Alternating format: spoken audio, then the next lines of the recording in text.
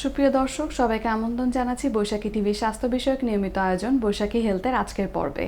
সাথে রয়েছে আমি ডক্টর শাবনা জাফরিন। নারীদের প্রজনন স্বাস্থ্য সমস্যার একটি সাধারণ এবং গুরুত্বপূর্ণ সমস্যা হলো পলিসিস্টিক ওভারিয়ান সিনড্রোম। এই রমজান মাসে পলিসিস্টিক ওভারিয়ান সিনড্রোমের খাদ্যাভ্যাস কেমন হবে এবং ডায়েটটা কেমন হতে হবে, আজকে আমরা এই বিষয়টি নিয়ে কথা বলবো। এই বিষয়টিতে কথা বলার জন্য আমাদের সাথে রয়েছেন নিউট্রিশনিস্ট ইশরাত জাহান প্রিয়ানা। নিউট্রিশনিস্ট হিসেবে ম্যাডাম কর্মরত আছেন ড্রিম ফার্টিলিটি কেয়ার, প্র্যাকটিস করছেন হেমায়তপুর সেন্ট্রাল হাসপাতাল। চলে যাচ্ছি ম্যাডামের কাছে। ম্যাডাম, আপনাকে আমন্ত্রণ জানাচ্ছি আমাদের আজকের অনুষ্ঠানে। ধন্যবাদ আপু। আচ্ছা ম্যাডাম, রমজান মাস চলছে, আমি পলিসিস্টিক ওভারিয়ান সিনড্রোম রোগীদের কথা বলছিলাম। তো ম্যাডাম, শুরুতেই আপনার কাছ থেকে জানতে চাবো যে তাদের খাদ্যাভ্যাস কিংবা ডায়েটটা কেমন হবে। পিসিওএস পেশেন্ট এদের ম্যানেজমেন্টটা খুব গুরুত্বপূর্ণ। তাদের খাবারের ক্ষেত্রে আমরা খেয়াল রাখবো লো গ্লাইসেমিক ইন্ডেক্স সমৃদ্ধ খাবার রাখতে হবে, ফাইবার রিচ খাবার রাখতে হবে, গুড কোয়ালিটি প্রোটিন রাখতে হবে, অর্থাৎ প্রোটিনের পরিমাণটা ভালো হবে। দেখা যায় আমাদের দেশের প্রেক্ষাপটে আমরা পেট ভরাই শুধু ভাত দিয়ে বা কার্বোহাইড্রেট সমৃদ্ধ খাবার দিয়ে ভাত খাচ্ছি, রুটি খাচ্ছি, বিস্কিট খাচ্ছি, এটা কিন্তু ভুল। কারণ তাদের শরীরের জন্য ভালো পরিমাণে প্রোটিন দিতে হবে। এখন প্রোটিনের আবার দামও বেশি, সেই ক্ষেত্রে আমাদেরকে খেয়াল রাখতে হবে যে কিছু ডিম দিয়ে আমরা রিকোয়ারমেন্টটা পূরণ করতে পারি, বাদাম খেতে পারি, বিভিন্ন রকম ডাল নিতে পারি, সিড নিতে পারি, অর্থাৎ কয়েক ধরনের বীজ, কুমড়ার বীজ, তারপর তিল, এরকম কিছু মিক্স করে আমরা খেতে পারি। তারপর বলবো যে তাদের হাইড্রেশনটা নিশ্চিত করতে হবে। দেখা যায় রমজানে আমরা ইফতার থেকে সাহারির টাইমটা তো অল্প, তো এই সময় দেখা যাচ্ছে অনেকে হাইড্রেশনটা নিশ্চিত করছে না, পর্যাপ্ত পানি খাচ্ছে না, কিংবা পানি খেতে ভুলে যাচ্ছে, সেটাও কিন্তু তাদের উপর একটা ইম্প্যাক্ট ফেলে। এরপর যেটা বলবো যে ডায়েট তো গেল, এখানে আমরা 3টা জিনিসকে গুরুত্ব দিই। ডায়েট চলবে, তার লাইফস্টাইলটাকে ঠিক করতে হবে। দেখা যাচ্ছে পিসিওএস পেশেন্টরা ওভার থিঙ্কিং করে, তারা স্ট্রেসে থাকে, কারণ এখানে তো কিছু হরমোন আপস অ্যান্ড ডাউনস হয়, তো তাদের সাউন্ড স্লিপটা হয় না। পিসিওএস পেশেন্টদের ঘুমাতে গেলে দেখা যায় অনেকের ক্ষেত্রে আমরা একটা কমপ্লেন শুনি যে ঘুমটা তাদের ভেঙে যায়, সাউন্ড স্লিপ নিশ্চিত করতে পারে না। সেই ক্ষেত্রে আমরা বলি 7 to 8 আওয়ার্স আপনাকে স্লিপটা এনশিওর করতে হবে।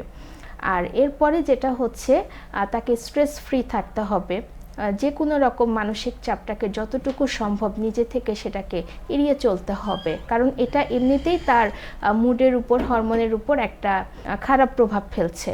আর এরপরে যেটা বলবো, তাকে কিন্তু কিছু এক্সারসাইজ করতে হবে, কারণ ডায়েটের সাথে লাইফস্টাইলের সাথে আপনি যদি ভালো আউটকাম পেতে চান, সেই ক্ষেত্রে আপনার এক্সারসাইজ মাস্ট। সে কিছু গুড যোগা করতে পারে, এটা ইজিলি তাকে যে জিমেই যেতে হবে বিষয়টা কিন্তু তা নয়, সে কিছু ট্রেনারের থেকে শিখে নিল, কিংবা আজকাল কিন্তু অনলাইনেও এগুলো অ্যাভেলেবেল। আপনি কিছু যোগা করতে পারছেন, কিছু ফ্রি হ্যান্ড এক্সারসাইজ করতে পারছেন, বাটারফ্লাই পজিশনে যেতে পারছেন। আপনি এটা প্রতিদিন 15 থেকে 20 মিনিট অন্তত করুন। এরপর বিভিন্ন ধরনের সিট আপ করতে পারেন, পুশ আপ করতে পারেন, যেগুলো আপনার স্ট্যামিনাকে বাড়াবে। সো এভাবে কিন্তু আমরা ম্যানেজমেন্টটাকে ঠিক করতে পারি পিসিওএসে। অনেক ধন্যবাদ ম্যাডাম। এখন একটু জানতে চাবো যে আমাদের তো রমজান মাস চলছে, তো আমাদের ডায়েট রমজান মাসে কিন্তু এমনি ডায়েটের একটু পরিবর্তন আসে। দেখা যায় যে আমরা কিন্তু অনেক বেশি ভাজা পোড়া খাই এই সময়টাতে। তো ইফতারে ম্যাডাম কি ধরনের খাবার গ্রহণ করা উচিত? আচ্ছা, পিসিওএস পেশেন্ট যারা, তাদের ইফতারের ক্ষেত্রে কিন্তু আমরা যে ট্র্যাডিশনাল যে খাবারটা গ্রহণ করি সেটাকে কিন্তু স্কিপ করতে হবে। দেখা যাচ্ছে ট্র্যাডিশনালি আমরা ভাজা পোড়া, পেঁয়াজু, আলুর চপ, বুন্দিয়া, জিলিপি বা বিভিন্ন রকম মিষ্টি, বা দেখা যাচ্ছে আপনি আর্টিফিশিয়াল সুগার দিয়ে বানানো এরকম অনেক আইটেম পাওয়া যাচ্ছে। তারপর অনেকে কোল্ড ড্রিঙ্কসও যদি খায়, এগুলা কিন্তু তার জন্য খুবই ক্ষতিকর। কারণ পিসিওএস পেশেন্টদের ক্ষেত্রে আমরা বলে থাকি যে আপনারা সুগার জাতীয় যত আইটেম আছে, স্পেশালি চিনি অ্যাড করা বা আর্টিফিশিয়াল যে কোনো সুইটনার্স দেওয়া, এগুলো আপনাকে অ্যাভয়েড করতে হবে। কারণ পিসিওএস পেশেন্টের যখন আমরা রিপোর্ট দেখি, দেখা যায় তাদের সিবিসি রিপোর্টে ইএসআরটা বেশি থাকে, ইনফ্লামেশনটা বেশি হয়, অথবা অথবা আমরা যদি সিআরপি দেখি সেটাও আপনার বেশি আসতে পারে। তার কারণ হচ্ছে আপনার বডিতে ইনফ্লামেশন হবে পিসিওএসের জন্য। আর আপনি যদি সুগারটা ইনটেক করেন তখন তো সুগার এমনিতেই আপনার ইনফ্লামেশন রেটটাকে আরও বাড়াবে। সো এটা কিন্তু আপনাকে খারাপ একটা অবস্থানের দিকে নিয়ে যাচ্ছে। সো ফার্স্ট অফ অল যেটা আমি বলবো আপনাকে, ইফতারে সে সুগারি আইটেমটাকে অ্যাভয়েড করবে। সো অ্যাভয়েড করার জন্য কি খেয়াল রাখবে, দেখা যাচ্ছে সে যে শরবতটা খাচ্ছে, অর্থাৎ রোজাটা পানি বা খেজুরটা খাওয়ার পরে আমরা 1 গ্লাস শরবত খাই, তাহলে শরবতের মধ্যে সে কোনো রকম ট্যাং বা দেখা যাচ্ছে চিনি দিয়ে সে বানানো শরবত, এটা সে অ্যাভয়েড করবে। তার পরিবর্তে সে কি করতে পারে, লেবু পানি খেতে পারে, ডাবের পানি খেতে পারে, কিংবা দেখা গেল সে যদি কোনো ফলকেও শরবত হিসেবে গ্রহণ করে সেটা সে ছাকবে না, অর্থাৎ ফাইবারটা সহ সে খাবে। এছাড়াও সে হচ্ছে একটু গুড় অ্যাড করে নিতে পারে, যেই গুড়টা দেখা যাচ্ছে তালের গুড় বা পিওর আখের গুড়, পরিমিত, মানে অতিরিক্ত ওটারও গ্লাইসেমিক ইন্ডেক্স আপনার বেশি গুড়ের, সেই ক্ষেত্রে সুইটের বিষয়টাকে আপনাকে মাথায় রাখতে হবে, চিনি জাতীয় যেটা।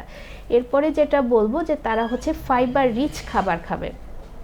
ফাইবার রিচ খাবারের মধ্যে সে হচ্ছে স্পেশাল কিছু ফলকে ইফতারে অন্তর্ভুক্ত করবে, যেমন আপেল রাখতে পারে, নাশপাতি রাখতে পারে, পেঁপে রাখতে পারে, বিভিন্ন সাইট্রাস ফ্রুটস রাখবে, যেমন হচ্ছে সে মালটা রাখবে, এরপর হচ্ছে আপনার কমলা রাখতে পারে, তারপর হচ্ছে আপনার বড়ই রাখতে পারে, স্পেশালি আপনার আনার বা বেদানা আমরা যেটাকে বলি সেটা খাবে। এছাড়া হচ্ছে বাঙ্গি খেতে পারে, অর্থাৎ এই যে একটু মিষ্টি কম ফাইবার সমৃদ্ধ ফল যেগুলো, এটা সে ইনটেক করবে।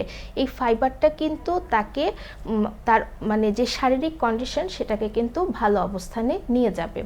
দেন যেটা বলবো, আমরা যে ভুলটা করি ভাজা পোড়ার বিষয়টা, এই ভাজা পোড়াটা যথেষ্ট সম্ভব আপনাকে অ্যাভয়েড করার চেষ্টা করতে হবে। হ্যাঁ, আপনি যদি খেতে চান, আপনি বাড়িতে তৈরি অল্প তেলে ভাজা এবং সেটাকে টিস্যু পেপার দিয়ে আপনি একটু যদি মুছে নেন, তাহলে তেলটাও ওই টিস্যুতে অ্যাবজর্ব হয়ে যায়। হ্যাঁ, ওভাবে করে আপনি একটা কি দুটো খেতে পারেন, এভাবে আপনি ভাজা পোড়ার বিষয়টাকে মানে মাথায় রাখবেন।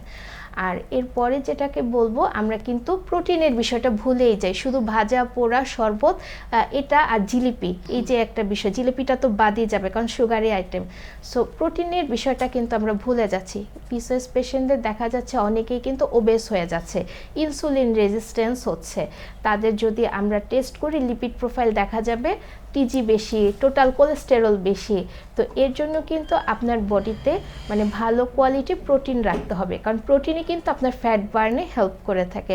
তো সেই ক্ষেত্রে আমরা যেটা ইজিলি অ্যাড করতে পারি, আমরা 1টি বা 2টি ডিম সিদ্ধ রাখতে পারি, অর্থাৎ ডিম পোচের পরিবর্তে আপনি সিদ্ধ খাচ্ছেন, তাহলে আপনার ফ্যাটটা এক্সট্রা যে ফ্যাট সেটা আসছে না, আর ডিমে আছে আপনার গুড ফ্যাট, সেটা আপনি পাচ্ছেন, যেটা আপনার এইচডিএল বৃদ্ধিতে হেল্প করবে।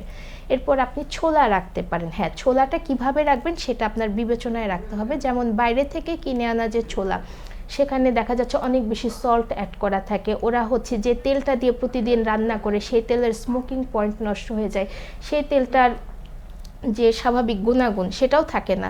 সো ওই তেলটা তো আপনার জন্য ভালো না। তাহলে আপনি ছোলা, যেটা কালো কালার বলি আমরা, সেটা আপনি বাড়িতে তৈরি করে নিন, সিদ্ধ করে আপনি সামান্য একটু তেলে বা আপনি আপনার হোমের যে আপনার হচ্ছে মশলাটা আছে সেটা দিয়ে আপনি তৈরি করুন।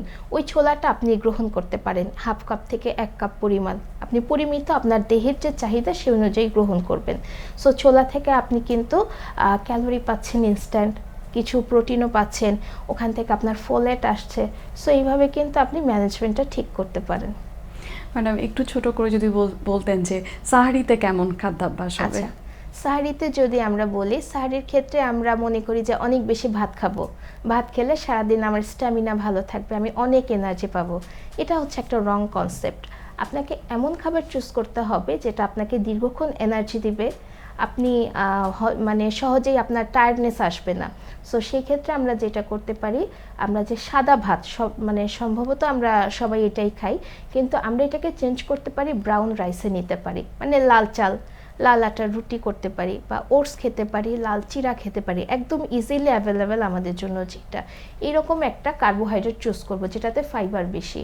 এবার কার্বোহাইড্রেট দিয়ে আপনি পুরো প্লেটটা সাজাবেন না, দেখা যাচ্ছে আপনার প্লেটে 1/4 ভাগ আপনি এই কার্বোহাইড্রেট রাখছেন, যে লাল চাল, লাল আটা, রুটি, চিড়া, এরকম কিছু। এরপর আরেকটা ভাগ আপনাকে গুড কোয়ালিটি প্রোটিন রাখতে হবে, অর্থাৎ আপনি ডিম রাখেন কিংবা মাছ রাখেন কিংবা মাংস রাখেন এবং কিছু ডাল, কিছু বাদাম দিয়ে আপনি এই প্রোটিনের চাহিদাটা নিশ্চিত করতে পারেন।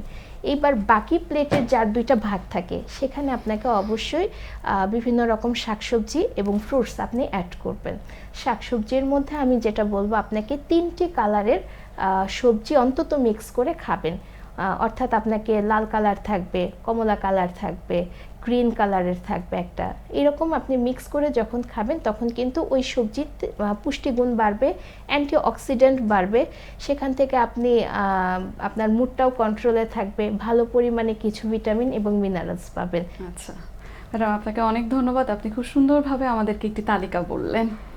দর্শক, আপনারা দেখছিলেন আমাদের অভিজ্ঞ নিউট্রিশনিস্ট ম্যাডাম কিন্তু খুব সুন্দর করে আমাদেরকে একটি তালিকা দিলেন যে কিভাবে আমরা সাহারি করতে পারি, কিভাবে ইফতার করতে পারি। আগামী পর্ব দেখার আমন্ত্রণ জানিয়ে আজকের মতো এখানেই বিদায় নিচ্ছি। সবাই ভালো থাকুন, সুস্থ থাকুন এবং বৈশাখী টিভির সঙ্গেই থাকুন। আল্লাহ হাফেজ।